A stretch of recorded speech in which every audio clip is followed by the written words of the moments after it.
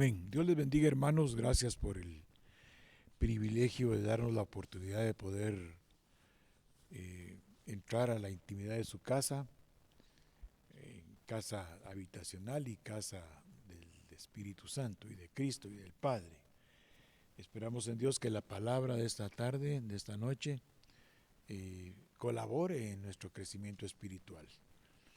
Así que vamos a orar, nos vamos a presentar delante del Padre y que Dios en su misericordia nos haga nuevamente el favor de respaldarnos.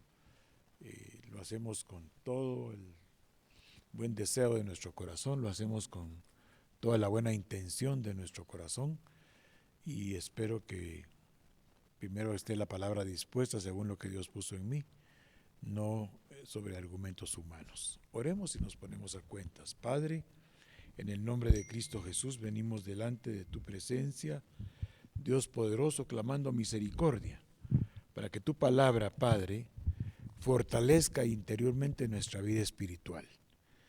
Te lo rogamos, Padre, en el nombre de Cristo Jesús. Perdónanos, Señor.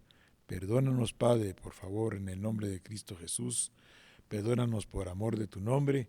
Perdónanos, Señor, por el sacrificio de Cristo. Confesamos, Señor, nuestra condición y nos sentimos, Señor, arrepentidos de actitudes, conductas, palabras que a ti no te agradan. Perdónanos, Señor. Y ahora te pedimos que tu palabra colabore en nuestro desarrollo espiritual. Dejamos, Padre, voluntariamente toda contienda, todo pleito, toda división, toda detracción, toda envidia, Señor, toda altanería, toda soberbia. Nos apartamos de ella, Señor, y permitimos voluntariamente que tu palabra entre en nosotros como una luz para desalojar nuestras tinieblas.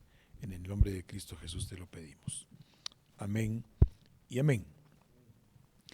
El día de ayer, en Santa Cena, hablamos sobre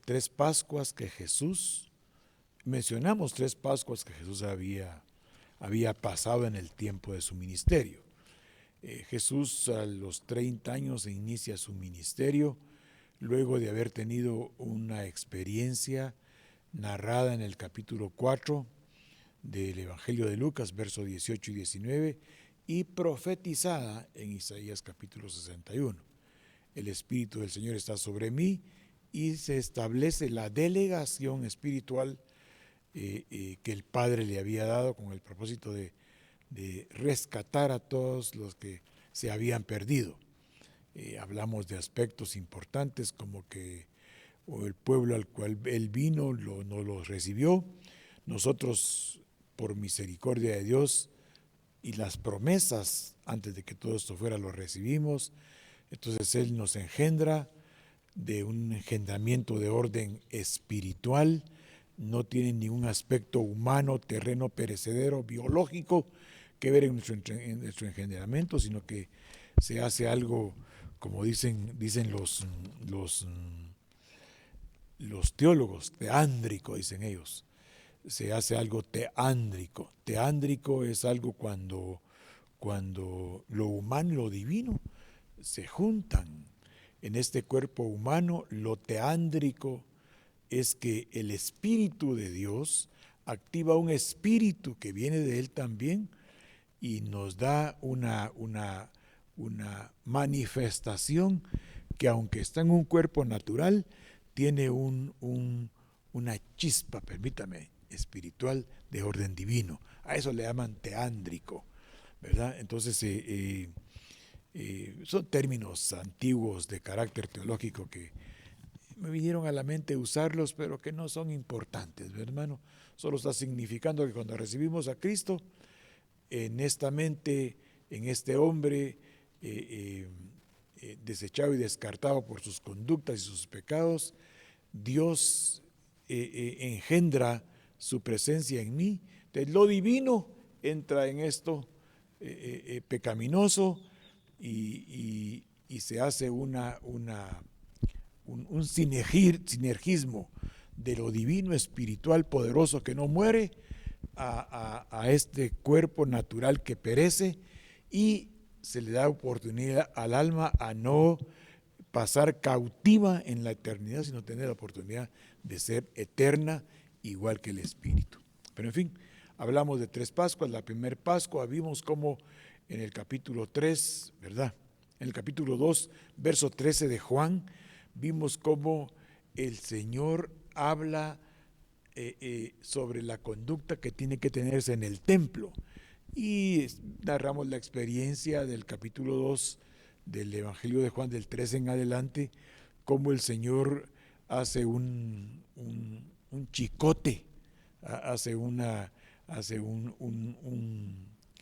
forma de castigo físico y saca a todos los que dentro del templo estaban actuando y haciendo prácticas vergonzosas de todo tipo. Bueno, esto nos lo narramos ahí y asociamos con que el Señor, cada vez que se celebra una Pascua, entra a los cuerpos físicos que somos nosotros y por medio de la instrucción ministerial nos pide que estemos todos anuentes y pendientes y que estemos todos discerniendo lo que vamos a hacer, porque el Señor va a entrar a nuestro cuerpo. La segunda Pascua que Jesús tuvo sobre la tierra después de haber sido ungido está narrada en el capítulo 6, verso 4 también del Evangelio de Juan. Dice el verso 4 del capítulo 6: y estaba cerca la Pascua, la fiesta de los judíos. Venía una Pascua el año que siguió a la primera, que fue en el 2:13, solo que esta Pascua ya tiene otra expresión espiritual con actitudes de orden humano. O sea, volvemos a usar la palabra teándrico, ¿verdad? Teándrico quiere decir que en lo humano va a haber una manifestación divina. Entonces, en el capítulo 6, del verso 1 al verso 14, aparece la multiplicación de los peces y de los panes, de tal manera que de 2 peces y de 5 panes, el Señor hace una multiplicación de peces y de panes para darle de comer a 5,000 hombres, aparte niños, porque el que dio los peces era un niño, aparte niños y aparte mujeres que seguramente habían en el ambiente. La cosa fue que fueron 12 cestas las que sobraron, queriendo con eso significar un número perfecto de autoridad. La palabra 12 en la gematría bíblica es 12, es autoridad, es gobierno. Pero en esta Pascua el Señor está mostrando que esos panes, que es su cuerpo que se multiplica y está dada para el sustento alimenticio, en este caso de muchos de los que estaban ahí sentados, estos 5,000. Calculemos que en estos 5,000 hombres, 2,000 eran casados y andaba él y su esposa, ya van 4,000 y tendrían un promedio de 2 hijos cada uno, entonces ya creo que van 12,000, o van 8,000. La cosa es que cuando vamos viendo cuántos participaron de este milagro de la multiplicación de los panes y de los peces, se calcula que eran entre 12 y 14,000 personas. Son cálculos que hacen las personas estudiosas que les encanta, que les gusta ver cuántas personas participaron de este milagro. Pero fue en una Pascua donde él empieza ya a hacer una multiplicación de los asuntos de orden espiritual para los humanos, porque aquí se les dio seguramente pan del cielo. Esta multiplicación de panes y de peces fue un respaldo absoluto de Dios para hacer manifiestas las riquezas de la gloria que Dios tiene para nosotros. Luego de eso, del verso 15 al verso 21, Jesús camina sobre el mar, haciendo una manifestación gloriosa de su poder y de su autoridad. Luego, otra manifestación teándrica, o sea, manifestaciones divinas en el ámbito natural. Luego, del verso 22 del capítulo 6 al verso 68, en la segunda Pascua se hace y se sienta, mejor dicho, se sienta la doctrina, ¿ah? La doctrina absoluta en la que se establece que Jesucristo es el pan que desciende del cielo. En la primera Pascua se limpia el templo. En la primera Pascua que Jesús pasó sobre la tierra.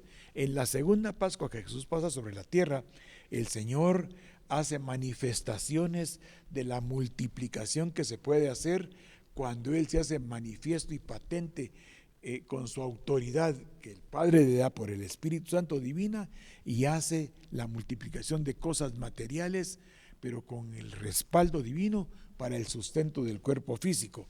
Y luego establece el Señor que su cuerpo es el pan que desciende del cielo.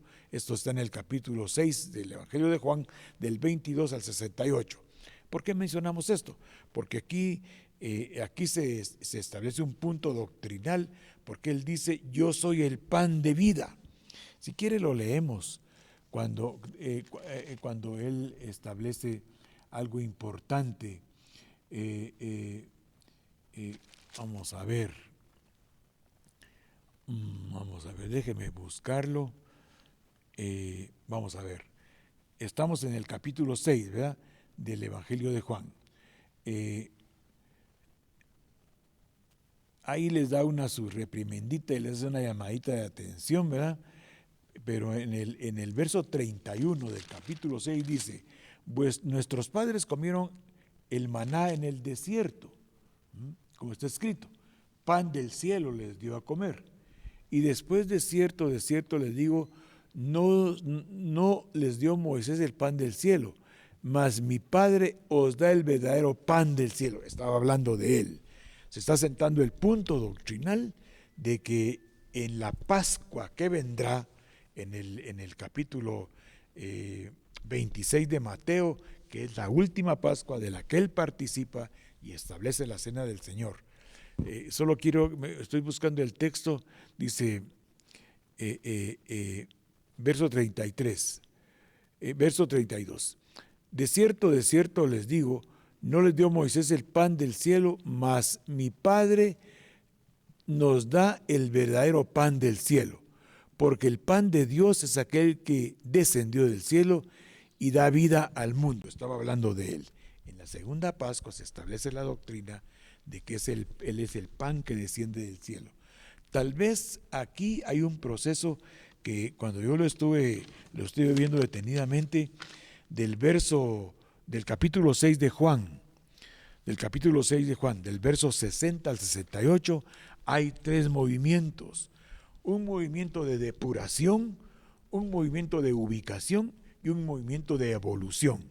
El movimiento de depuración radica en que cuando los discípulos, o sea, la gente que andaba con Él, la gente que empezó como oyente o como creyente, que ahora era discípula porque empezó a involucrarse en el quehacer del Mesías que venía a establecer un hasta aquí, no a la ley, sino que a las prácticas de orden humano, para que todas las prácticas de ahora en adelante se convirtieran en prácticas de orden divino,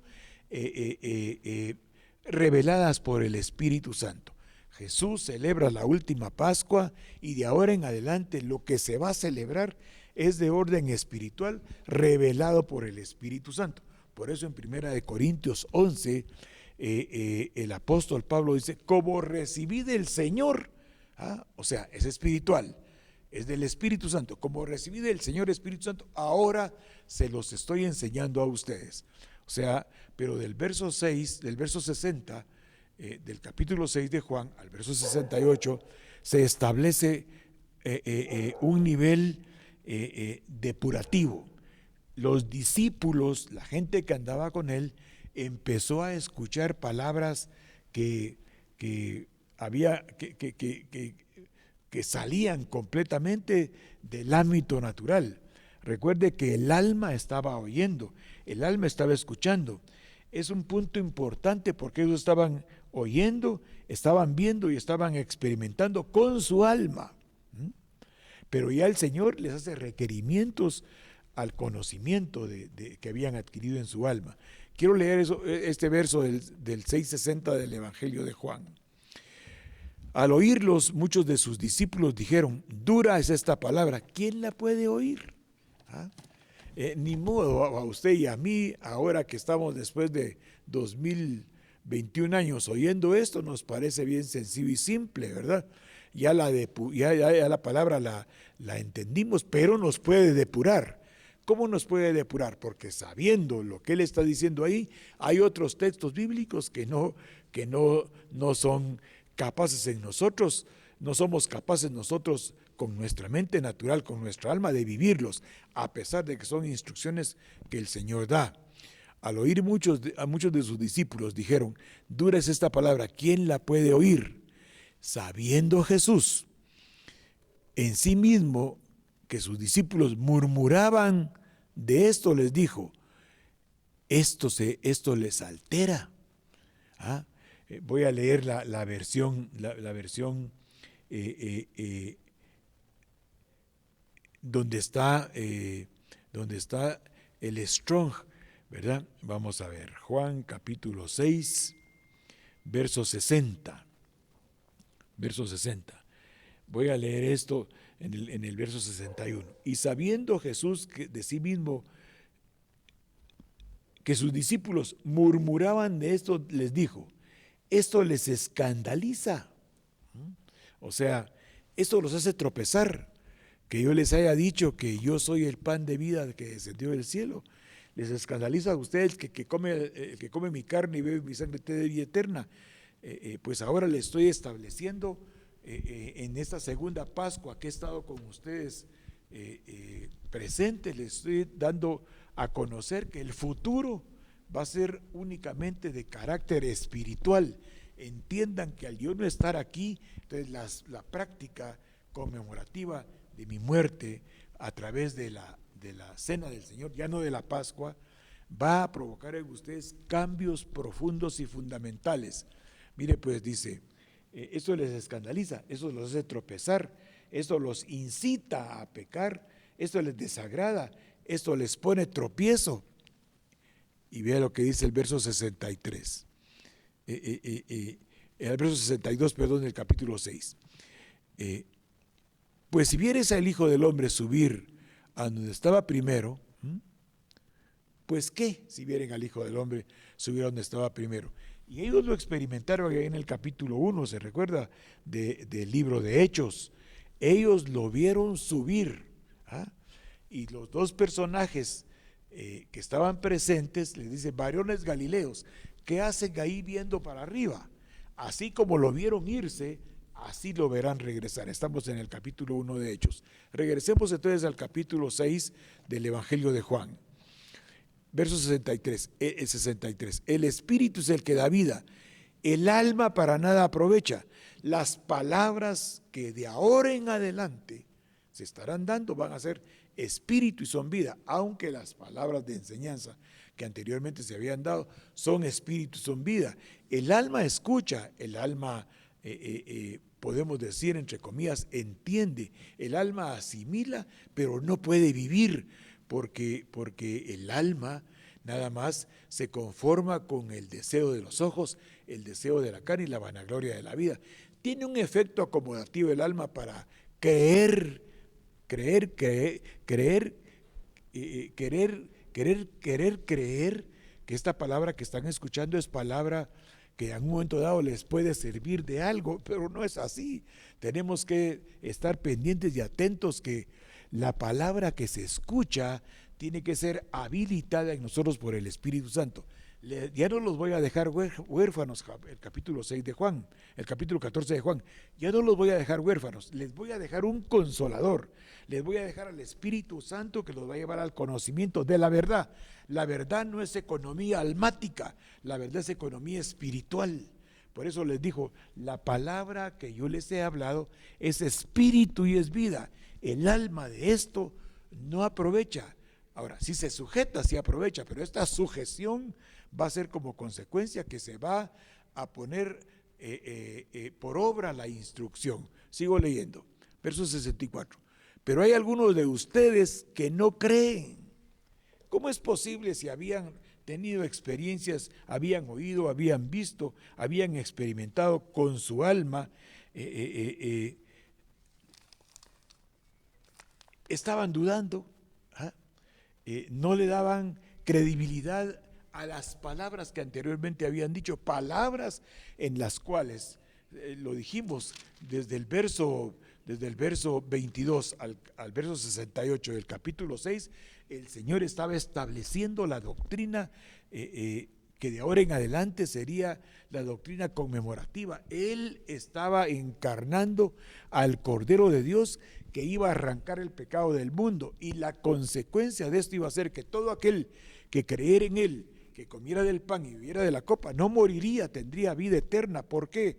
Porque Jesús murió por nuestros pecados. El alma que pecare esa morirá. El alma y el cuerpo que pecan están destinados a morir, pero el alma y el cuerpo, cuando el Espíritu, inspirado por el Espíritu Santo, le da crédito a la palabra y cree, entonces todo aquel que cree será salvo. Todo aquel que le da credibilidad al Señor, primero en su mente natural, luego el Espíritu Santo da elementos espirituales para afirmarse en esa creencia y ser transformados en espíritu, alma y cuerpo, los cuales tienen que ser irreprensibles para el día de la venida del Señor. Verso 64, pero algunos de ustedes no creen, porque Jesús sabía desde el principio quiénes eran los que no creían y quién le había de entregar. Hay una asociación entre los que oyen la palabra, mejor dicho, oímos la palabra y sabiendo lo que Dios nos pide, no lo hacemos. O sea, es una confrontación de rebelión pasiva, pero que se convierte en activa cuando tenemos que actuar a la luz de la Escritura y actuamos a la luz del alma. Miren, hermanos, yo siempre me he preguntado, ¿dónde estará el hermano del joven rico, del joven que regresó a casa después de haberse ido?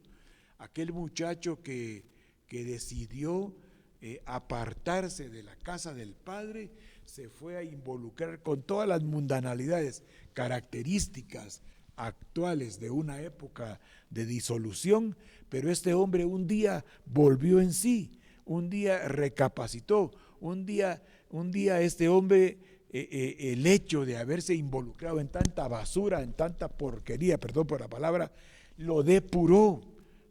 Y esta depuración de darse cuenta que este no era su ambiente, lo reubicó en el lugar que él sabía que tenía que tener, y evolucionó a la casa del Padre. O sea, el haber salido al mundo lo depuró, el haber salido al mundo lo ubicó, el haber salido al mundo lo evolucionó, mientras que el hermano que se había quedado, estoy hablando del capítulo 15 del Evangelio de Lucas, el hermano que se había quedado aparentemente participando pasivamente, con un corazón rebelde, con un corazón de rechazo, con un corazón de amargura, con un corazón a todas luces a la manera de estos del capítulo 6, versos 63 y 64.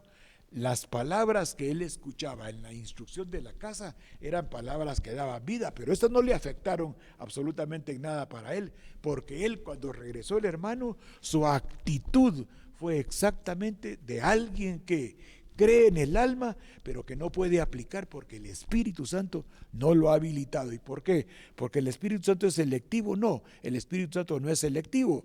Cuando usted cree en Jesucristo como Señor y Salvador, el Espíritu Santo es derramado abundantemente sobre nuestras vidas. Solo es cuestión de dar el primer paso y dejar que el Señor en su misericordia le tome, le ayude, le respalde. Dejar que el Señor en su infinita misericordia haga por él la obra espiritual de trasladarlo al nivel de cuerpo místico de Cristo.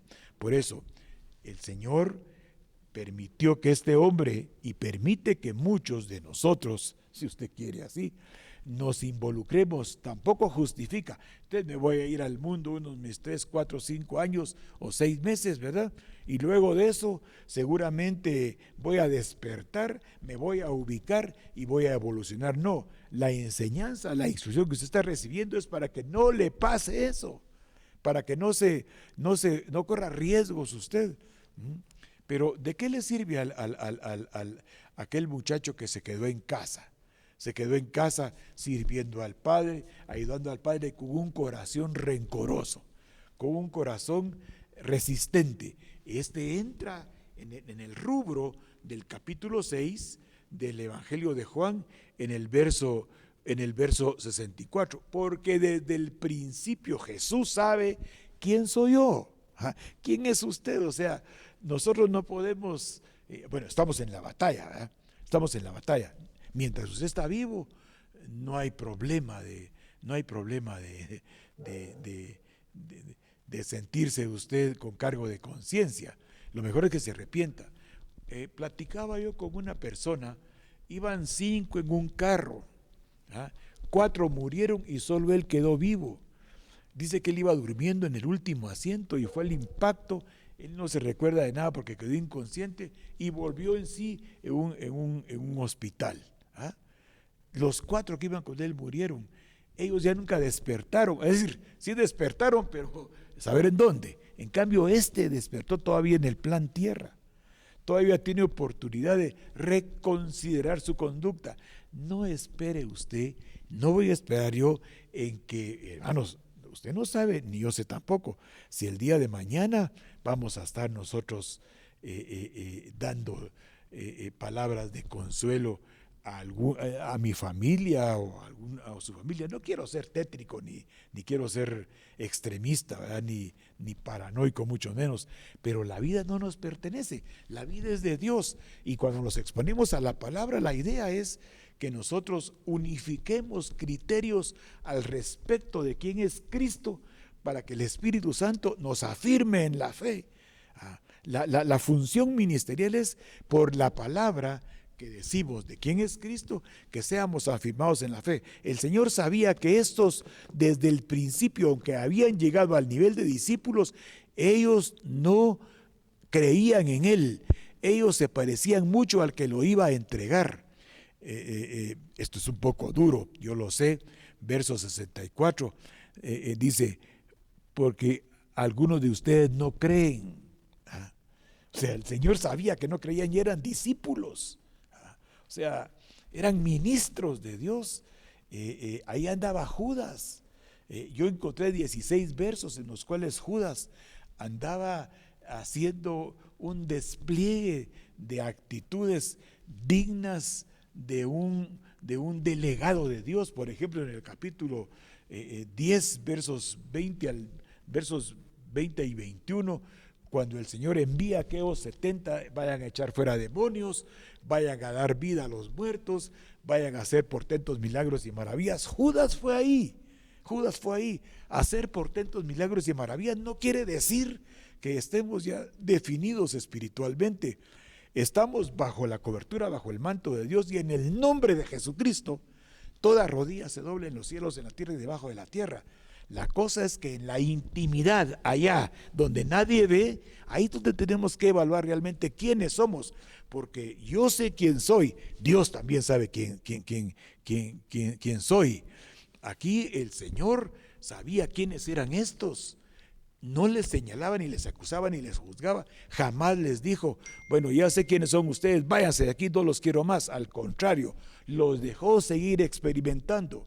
Al joven que se queda en casa viendo cómo su hermano, capítulo 15 de Lucas, se va al mundo, este pobre ingrato le valdría mejor haberse ido al mundo y haber descubierto allá y haberse depurado de su odio, de su rencor, de su amargura, de su rechazo, de su calificativo de sentirse mejor que que fue entre cerdos a relacionarse y a saber qué cosas hizo, pero regresó depurado.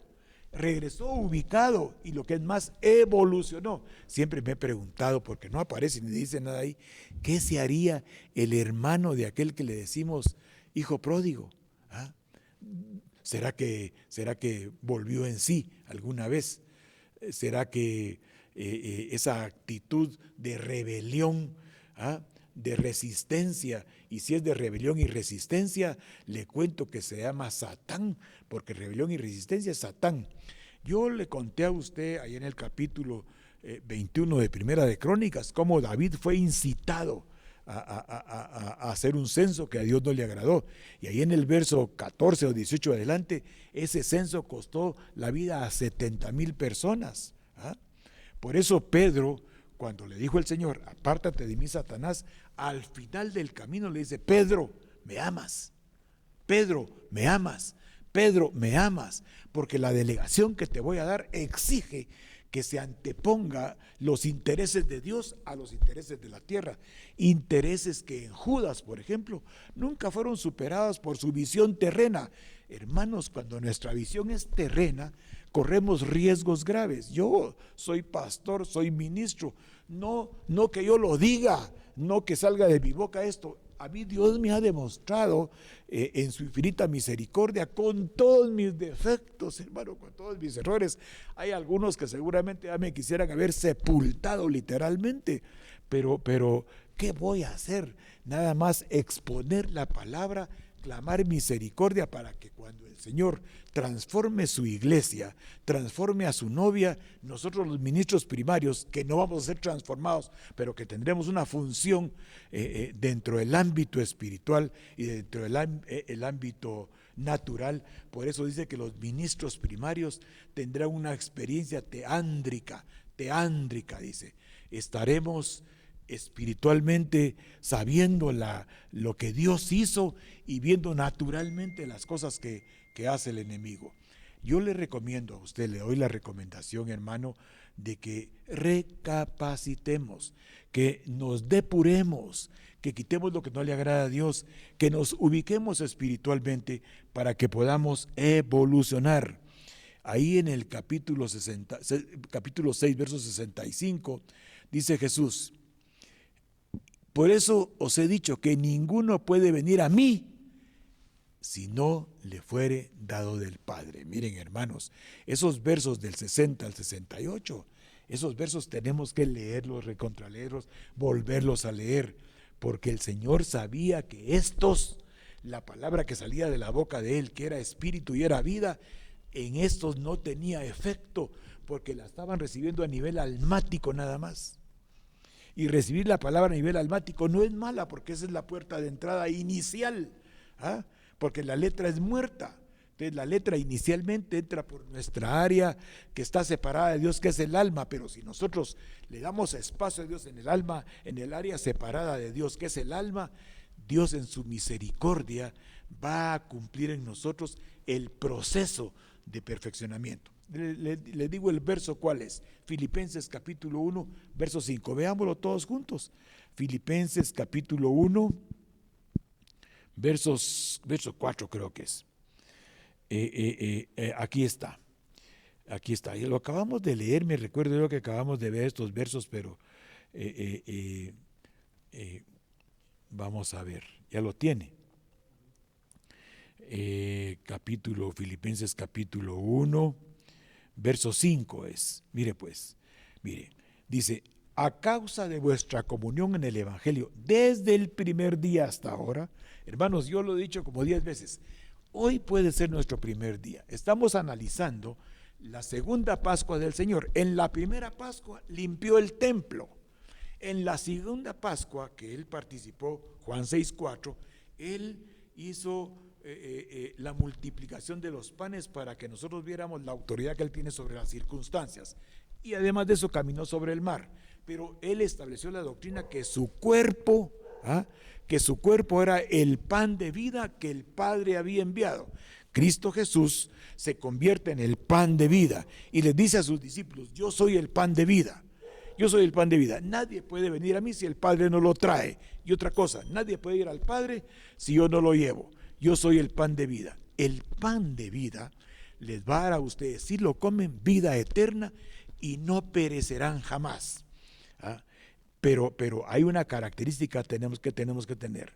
Dice, porque ustedes han compartido la proclamación de la buena noticia desde el primer día hasta ahora. Dice, pensando en la colaboración que prestaron en la difusión del Evangelio hasta ahora, por su participación en el Evangelio, por su colaboración en el Evangelio. Estoy leyendo varias versiones. Dice, por su perseverancia en el Evangelio, desde el primer día hasta ahora. Vaya, regreso ahora.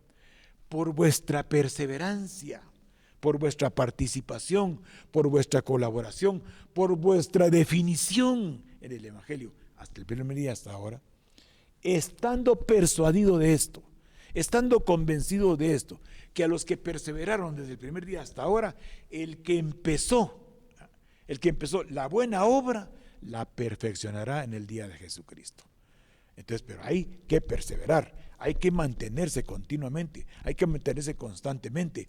Podemos estar aquí nosotros en este punto, que Cristo sabe quiénes somos nosotros, pero Él no quiere que nadie se pierda. Él quiere que todos procedamos al arrepentimiento. En ningún otro hay salvación, porque solo un nombre se ha dado sobre la tierra, sobre las creaciones, en el cual podemos ser salvos, en Cristo el justo. Si nosotros creemos en Cristo, si lo confesamos y comenzamos a esforzarnos porque la palabra sea vida en nosotros, para que salgamos de la rebelión, de la resistencia, de la condenación que se provocó aquel muchacho, que viendo que su hermano, el papá bien le dijo, mijo, no te enojes, hombre, no te molestes.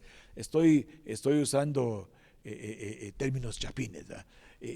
Tu hermano estaba muerto y ha vuelto a la vida, hagamos fiesta, porque este pobre ingrato estaba desechado y descartado, pero ahora se arrepintió y ahora está entre nosotros. Pero aquel patojo malcriado, que siempre estuvo en la casa del padre y nunca entendió, porque siempre lo vio a nivel almático, presentó una queja ridícula. Sí, le dijo, haces gran fiesta por él, yo ni siquiera un corderito tengo para hacer fiesta con mis amigos. Papá, mi hijo le dijo, ¿qué te pasa? Todo lo que yo tengo es tuyo. ¿Ah? No lo haces porque tenés bloqueo, estás bloqueado. ¿No te has dado cuenta que aquí la importancia que tenés es grande? ¿Ah? La representación, te has convertido en mi mano derecha, en la extensión. ¿Ah? Porque este era el hijo menor. Este muchacho del capítulo 15 de Lucas tenía las características propias de la primogenitura, pero agregó a esto lo mismo que agregó Rubén: altanería, soberbia y conductas que a todas luces no le agradan a Dios. Verso 65 del capítulo 6 del Evangelio de Juan. Y dijo, por eso os he dicho que ninguno puede venir a mí si no le fuere dado del Padre. Verso 66. Desde entonces muchos de sus discípulos por lo menos se definieron, ¿verdad usted? Se definieron y dejaron de andar con él. ¿Ah? Se definieron en el capítulo, por eso le decía yo, hay un periodo de depuración. Cuando nos damos cuenta cómo estamos, hay un periodo de ubicación. Cuando yo me depuro, cuando yo me limpio, cuando yo entiendo lo que soy, como en el Valle de los Huesos Secos, del capítulo 37 de Ezequiel. La palabra inspirada que sale de la Escritura provocó que aquellos huesos comenzaran a tener vida. Como comenzaron a tener vida, se les puso espíritu. Como tenían espíritu, se les profetizó Espíritu Santo y se hicieron una nueva creación. Como usted y como yo fuimos engendrados en Cristo Jesús, nos pusieron Espíritu Santo y la palabra nos está depurando, nos está ubicando y lo que es más, nos está evolucionando para que seamos irreprensibles para el día de la venida del Señor. Jesucristo les dijo en el verso 67 del capítulo 6 de Juan, ¿vosotros también vais a dejarme? ¿O quieren irse ustedes también? Y aparece Pedro, ¿verdad, hermano? Señor, ¿a quién iremos? Solo tú tienes palabras de vida eterna. El día de ayer celebramos la cena del Señor. ¿Ah? Celebramos la cena del Señor. Se estableció una relación entre usted y Dios, entre Dios y yo, una relación, un vínculo. Esperamos en Dios que nada nos haga caer. Los cargos de conciencia, hermano amado, nos llevan a la muerte. El cargo de conciencia llevó a Judas a la muerte, pero el arrepentimiento, el reconocimiento de prácticas de obras muertas nos abre la puerta para la vida eterna, haciendo constar que hay una puerta abierta para usted y para mí, porque la puerta es Cristo, y para usted en la eternidad, por profecía, se abrió la puerta y la puerta es Cristo. Usted puede entrar confiadamente al trono del Padre y decirle: Señor, yo te ruego en el nombre de Cristo Jesús, yo te ruego, yo sé, Señor, que por un tiempo estoy entre ese grupito que tú sabes que no creemos completamente en lo que tú dices, pero te ruego, Señor, que tengas misericordia, que son nuevas cada mañana, y que por tu palabra, Padre, yo te ruego que tu palabra se convierta en espíritu y en vida en mí, para que pueda, Señor, entender tu palabra y pueda ponerla por obra. Ponerla por obra. Y quiero terminar con el capítulo 4 de Marcos, ya el capítulo 4 de Marcos, porque son unos textos que son para instruirnos. Dice, verso 24, les dijo Jesús también: mirad lo que oís, porque con la medida con que medís, os será medido, y aún se os añadirá a vosotros los que oís, porque el que viene se la dará, porque al que tiene se le dará, y al que no tiene, aún lo que tiene se le quitará. Puedo tener mucho en mi alma, en mi intelecto de Dios, pero mejor que tenga poquito espiritual, que estoy dispuesto a vivir, que tenga mucho en mi alma, que en un momento dado me puede apartar completamente de Dios. Señor, yo te ruego que tu palabra depure, ubique y evolucione nuestras almas, Padre, el día de hoy, para darte un espacio, Padre, en el nombre poderoso de Cristo Jesús, y crecer espiritualmente. Te lo ruego, Padre, en el nombre que está sobre todo nombre.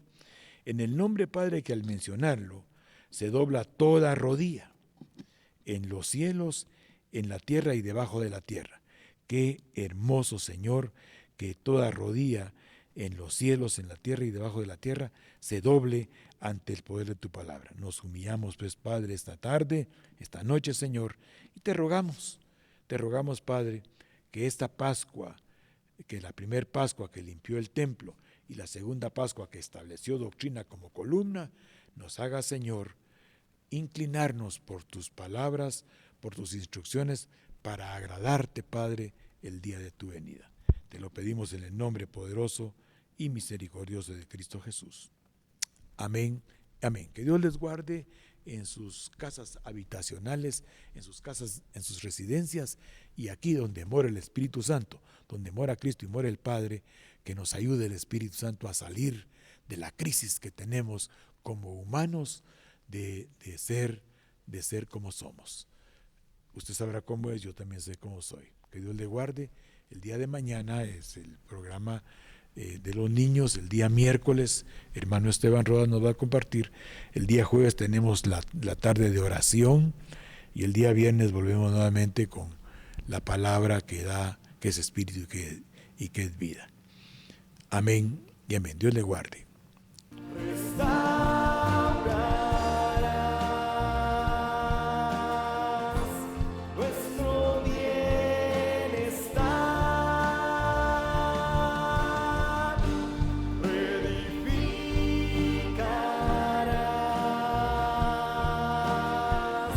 Como al principio.